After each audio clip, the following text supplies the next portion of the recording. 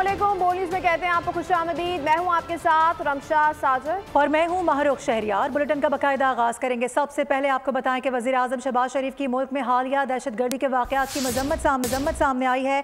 उनकी जानिब से कहा गया कि सिक्योरिटी फोर्सेज ने बहादुरी से लड़ते हुए 23 खवारिज को जहन्नुम वासिल किया। खवारिज से लड़ते हुए 18 जवान जामे शहादत नोश कर गए। जवानों के मुल्क की खातिर कुर्बानी के जज्बे और गैर मुतज़लज़ल आज़म की पूरी कौम मोतरफ है। वफाकी काबीना इजलास से खिताब करते हुए वज़ीर आज़म शहबाज शरीफ ने कहा कि महंगाई की शरह का बतदरीज कम होना इंतहाई खुशाइन है। पाकिस्तान मुआशरे इस्तेहकाम के बाद अब मुआशरी तरक्की की राह पर गामजन है। ज़राई टैक्स वक्त का तकाजा है। चारों सूबों ने वफाक के साथ मिलकर जिम्मेदारी का मुजाहरा किया और फैसले किए। वज़ीर आज़म ने कहा कि यौम यकजहती कश्मीर कल कौमी जज्बे के साथ मनाया जाएगा। पूरा पाकिस्तान मकबूजा कश्मीर के साथ इजहार यकजहती करेगा। आज़ादी की तहरीक में हम कश्मीरी भाइयों के साथ हैं। और वहाँ पे जो वाक़या हुआ कलात में, जिसमें 23 खवारिज जहन्नुम रसीद हुए और उसमें 18 हमारे जवानों ने जामे शहादत नोश किया। ये हैं वो शहीद और गाजी जो आज वतन की हिफाजत के लिए और दहशत गर्दों के मुकम्मल खात्मे के लिए एक दिन रात वो पाकिस्तान के वतन की हिफाजत के लिए वो अपनी जानों का नजराना पेश कर रहे हैं। अल्हम्दुलिल्लाह जनवरी के महीने में महंगाई की जो सतह है अल्लाह ताला के फजल करम से 2.4% मंथ टू मंथ पे आ चुकी है। और मेरी सारी कोशिश और तवानाइयाँ इस तरफ होंगी कि हम इस तरह अपनी जो ग्रोथ है माशी उसको हम बढ़ाएंगे इंशाअल्लाह। कल 5 फरवरी है और यौम यकजहती कश्मीर पूरी कौम इंशाअल्लाह कौमी जज्बों से और मिली जज्बों से इंशाअल्लाह इसको मनाएंगे। और कश्मीरी अवाम की जो वहाँ पर मकबूजा कश्मीर में जो उनकी आज़ादी के लिए जो उनकी तहरीक जारी है उससे इजहार यकजहती पूरा पाकिस्तान इंशाअल्लाह कल साबित करेगा। और बानी पीटीआई की जानिब से कोई ख़त मौसूल नहीं हुआ। इस्टेब्लिशमेंट को ऐसे किसी भी ख़त को पढ़ने में कोई दिलचस्पी भी नहीं है। सिक्योरिटी ज़राए का कहना है कि तहरीक इंसाफ ने ख़त लिखने के नाम पर एक और नाकाम ड्रामे की कोशिश की है। ज़राए ऐसा बता रहे हैं कि अगर तहरीक इंसाफ को किसी भी मामले पर बात करनी है तो सियासतदानों से की जाए। बानी पीटीआई और सज़ा याफ्ता मुजरिम की जानिब से कोई ख़त नहीं मिला और ना ही ऐसा ख़त पढ़ने की कोई ख्वाहिश है। एक खबर सामने आई थी कि बानी पीटीआई ने army chief general Syed Asim Munir को खत लिखा है जिस पर सिक्योरिटी ज़राए ने वजाहत दी है। असरा बुखारी कहती हैं कि कभी पाँव पकड़ते हैं कभी खत लिखते हैं। बानी पीटीआई मिन्नतें करके एनआरओ मांग रहे हैं। उन्होंने कहा कि अल्लाह की पनाह ये लोग एनआरओ के लिए क्या क्या करेंगे। कभी पाँव पकड़ना चाहते थे कभी खत लिखना चाहते हैं। अब ये मतलब पहली दफा तारीख में होगा कि किसी ने जो है वो बाकायदा एनआरओ जो है मिन्नतें करके मांगा हो कि जी भाई अल्लाह के वास्ते मैं एक लव लेटर भेज रहा हूँ, मुझे एनआरओ दे दें। हमारा मकसद आज और कल जो है वो कश्मीरी जो हमारे बहन भाई हैं उनके साथ सॉलिडेरिटी जो है वो शो करना है। ये इमरान खान भी यही है, ये फसाद भी यही है, इसको देखते रहेंगे। और हमारे आर्मी एक्ट जैसा सेक्शन 2D क्या दुनिया में कहीं और है। आर्मी एक्ट के मुताबिक फ़ौजी अदालतों के क्या इख्तियारात हैं। कोई शख्स जो फ़ौज का हिस्सा ना हो सिर्फ जुर्म की बुनियाद पर फ़ौजी अदालत के ज़ुमरे में आ सकता है। जस्टिस जमाल खान मंदुखेल का फ़ौजी अदालतों के केस के समाअत के दौरान इस्तिफसार सामने आया। जस्टिस मोहम्मद अली मजहर ने सवाल किया, क्या SB अली खुद भी एक सिविलियन ही थे, उनका कोर्ट मार्शल कैसे हुआ। वकील ने कहा कि SB अली केस का 1962 के आइन के मुताबिक फैसला हुआ। SB अली केस में भी कहा गया है कि सिविलियंस का ट्रायल बुनियादी हुकूक पूरे करने की बुनियाद पर ही मुमकिन है। तफसीलात इस रिपोर्ट में। बड़ी अदालत में बड़ी समाअत, जज साहिबान के वकला से सवालात। जस्टिस जमाल मुंदकिल ने इस्तफसार किया, क्या दहशतगर्दी जैसे संगीन जुर्म पर भी किसी फौजी अदालत में ट्रायल हो सकता है। वकील ने जवाब दिया, सिविलियन का फौजी अदालत में ट्रायल किसी सूरत मुमकिन नहीं। जस्टिस अमीनुद्दीन ने रिमार्क्स दिए, कानून को इसके गलत इस्तेमाल पर कल अदम करार नहीं दिया जा सकता। गलत इस्तेमाल रोकने के लिए SP लेवल के अफसर को तफ्तीश सौंपी गई। इस्तफसार किया, अगर एक जुर्म फौजी करे और वही जुर्म आम आदमी करे तो ट्रायल अलग जगह कैसे हो सकता है। वकील ने जवाब दिया, इल्जाम कितना ही संगीन क्यों ना हो, ट्रायल आजाद फोरम पर ही हो सकता है। फौजी अदालत में अपील आर्मी चीफ के पास जाती है जिसके हुक्म पर ही कोर्ट मार्शल किया जाता है। जस्टिस मोहम्मद अली मजहर ने कहा, FV अली खुद भी एक सिविलियन ही थे, उनका कोर्ट मार्शल कैसे हुआ? वकील ने जवाब दिया, FV अली केस में 1962 के आइन के मुताबिक फैसला हुआ। FV अली केस में कहा गया, सिविलियंस का ट्रायल बुनियादी हुकूक पूरे करने पर ही मुमकिन है। जस्टिस मुसर्रत हलाली ने सवाल किया, क्या 1962 का आइन दुरुस्त था? वकील ने जवाब दिया, उस दौर में आर्टिकल छुपाए गए, फतवे दिए गए कि इस्लाम में बुनियादी हुकूक नहीं है। जस्टिस जमाल मुंदखिल ने रिमार्क दिए कि फतवे देने वाले वहीं रहते हैं, हुकूमतें आती जाती रहती हैं। केस की समाअत पीर तक मुलतवी कर दी गई। वकील सलमान अकरम राजा अपने दलाइल जारी रखेंगे। इस्लामाबाद हाई कोर्ट में 3 नए जजेस के बाद इंतजामी तौर पर मजीद तब्दीलियां आई हैं। जस्टिस सरफराज डोगर ATC और एहतसाब अदालतों के इंतजामी जज तैनात। जस्टिस मोहसिन ख़यानी ATC और एहतसाब अदालतों के इंतजामी जज थे। चीफ जस्टिस आमिर फारूक की मंजूरी से ऑफिस ऑर्डर जारी कर दिया गया है। जस्टिस अरबाब ताहिर को FIA कोर्ट्स का इंतजामी जज तैनात किया गया है, जबकि जस्टिस समन रफत बैंकिंग कोर्ट्स की इंतजामी मामला देखा करेंगे।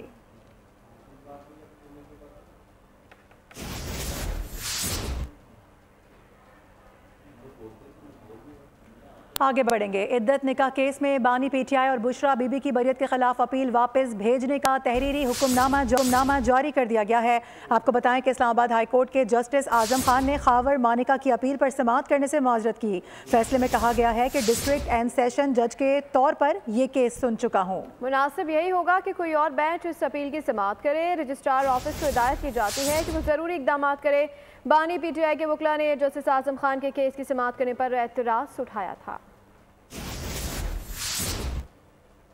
और आगे बढ़ते हुए आपको बताएं कि चीन के सदर शी जिनपिंग की दावत पर सदर पाकिस्तान आसिफ अली जरदारी आज 4 रोज़ा दौरे पर चीन जा रहे हैं। दफ्तर खारजा की जानिब से जारी बयान में बताया गया है कि दौरा 4 से 8 फरवरी तक शेड्यूल है।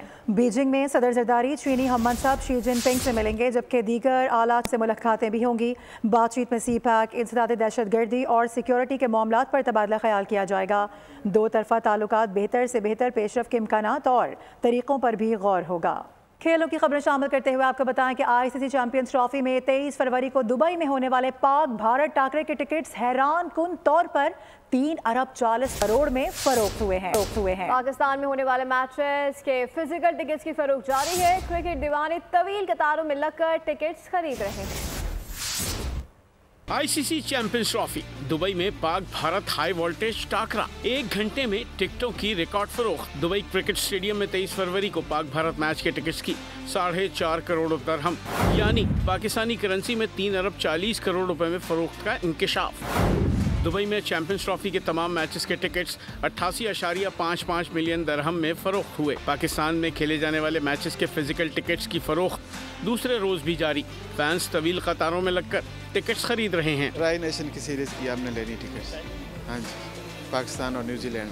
पाकिस्तान के बाद अफगानिस्तान, ऑस्ट्रेलिया और इंग्लैंड ऑस्ट्रेलिया मैच के टिकट्स की ज्यादा डिमांड है। मैं लेने आया हूँ अफगानिस्तान और इसकी ऑस्ट्रेलिया और अफगानिस्तान, इंग्लैंड, ऑस्ट्रेलिया और अफगानिस्तान के मैच।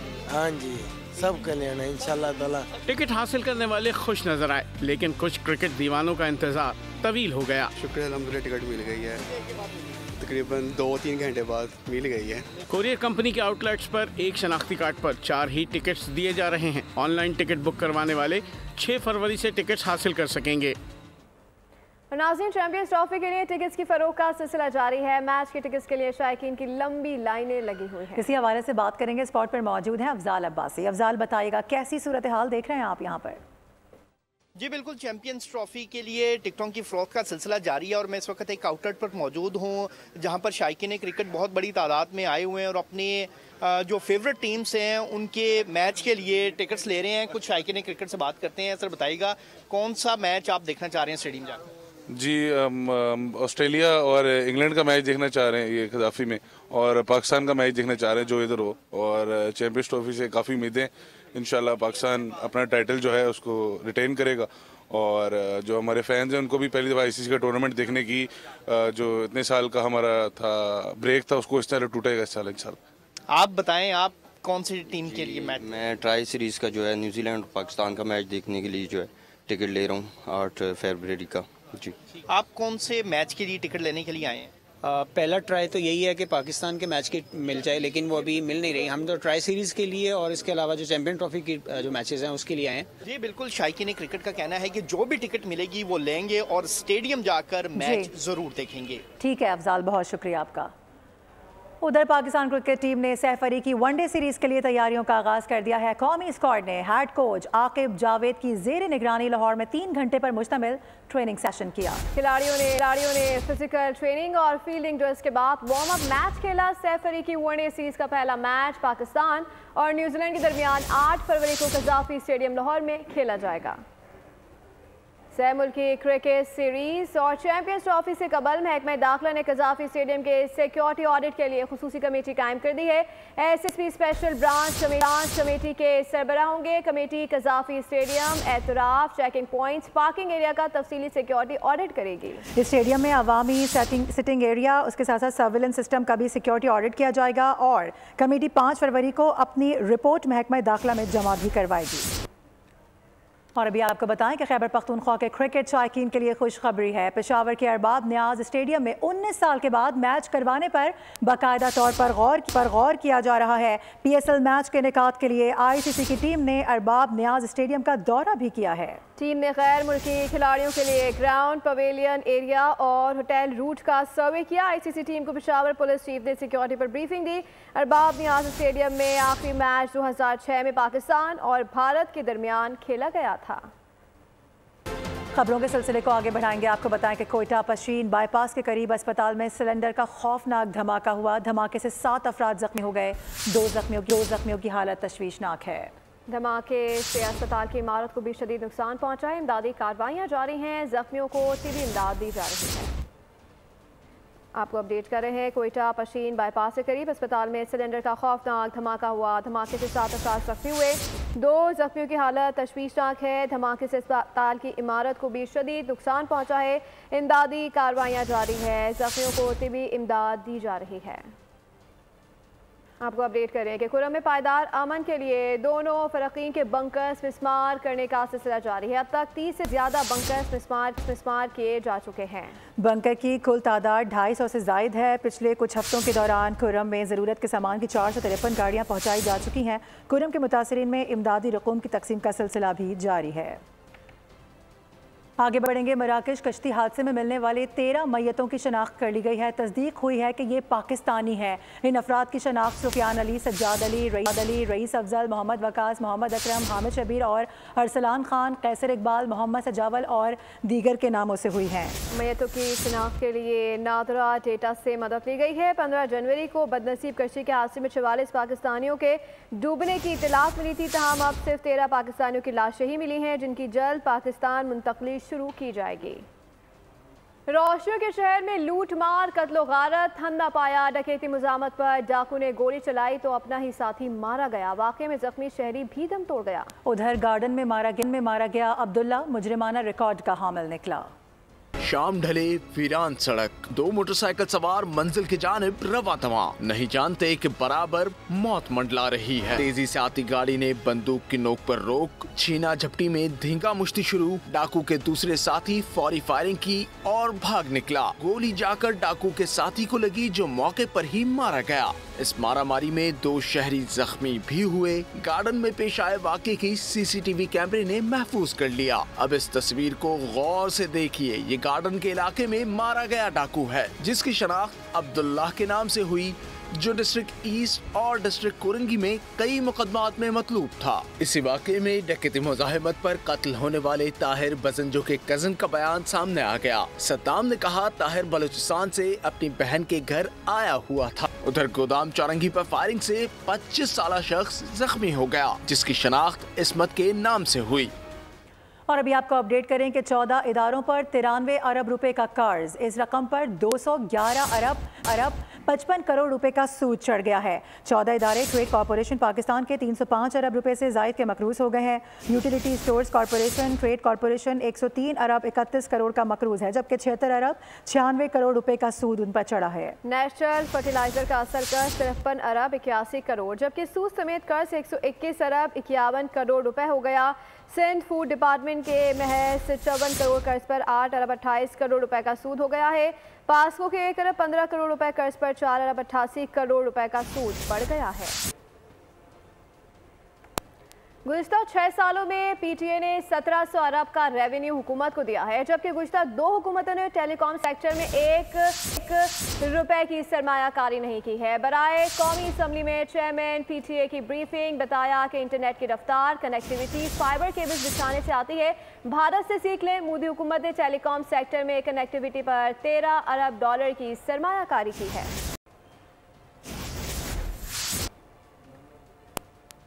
और मशरिक़ वस्ता में इसराइल मेरे लिए ऐसा है जैसे मेरी मेज़ पर मेरा कलम है। अमेरिका के नए सदर डोनाल्ड ट्रंप का बहुत अहम बयान इस पर सामने आ चुका है। ये बयान एक ऐसे वक्त में सामने आया है कि जब इसराइली वज़ीर आज़म नेतन्याहू गज़ा सीज़ फायर के अगले मरहले पर ट्रंप से बातचीत के लिए अमेरिका में मौजूद हैं। एक सहाफ़ी के सवाल पर ट्रंप ने कहा है कि यह अच्छी बात नहीं कि इसराइल के पास बहुत छोटा सा खित्ता ज़मीन हो। सहाफ़ी ने सवाल किया था कि क्या आप मग़रिबी किनारे के इसराइल से इल्हाक़ के हक़ में हैं। ट्रंप ने कहा कि गज़ा सीज़फायर के जारी रहने की भी कोई ज़मानत नहीं दे सकते।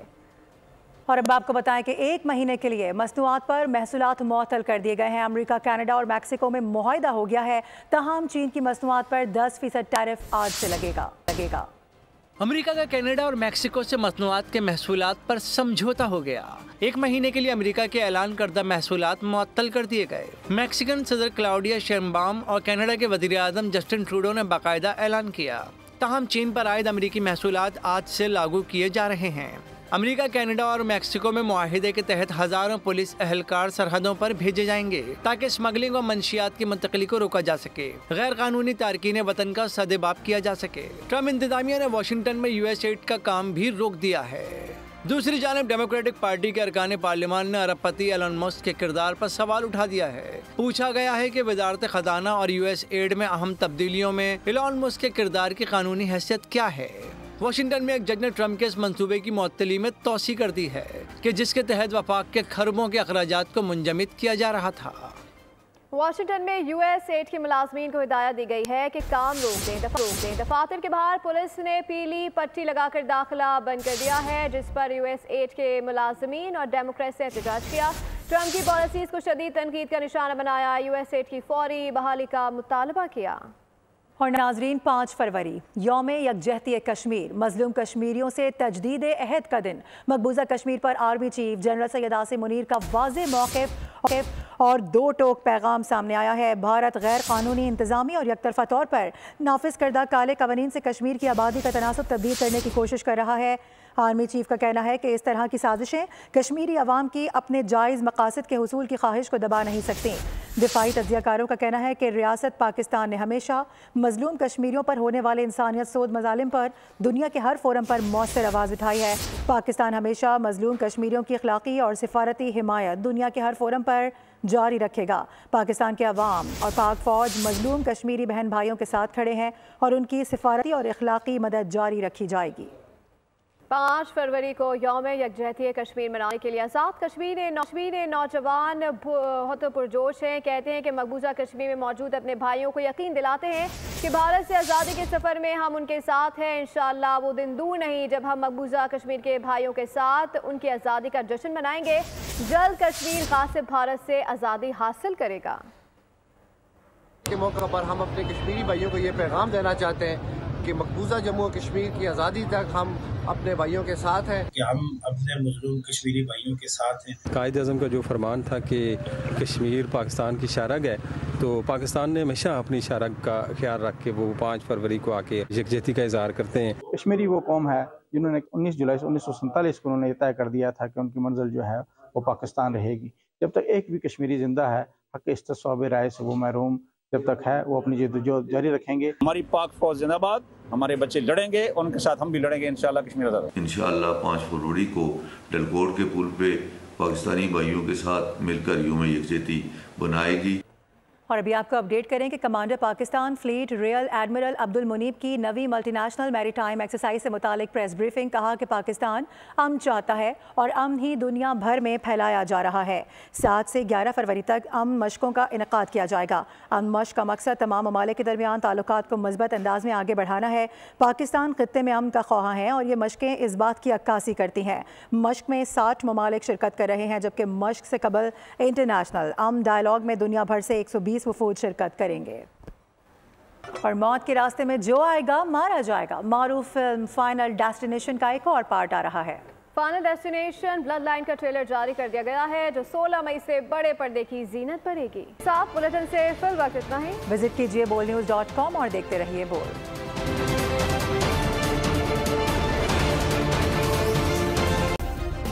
सब्सक्राइब करें और बेल दबाएं ताकि कोई खबर रह न जाए।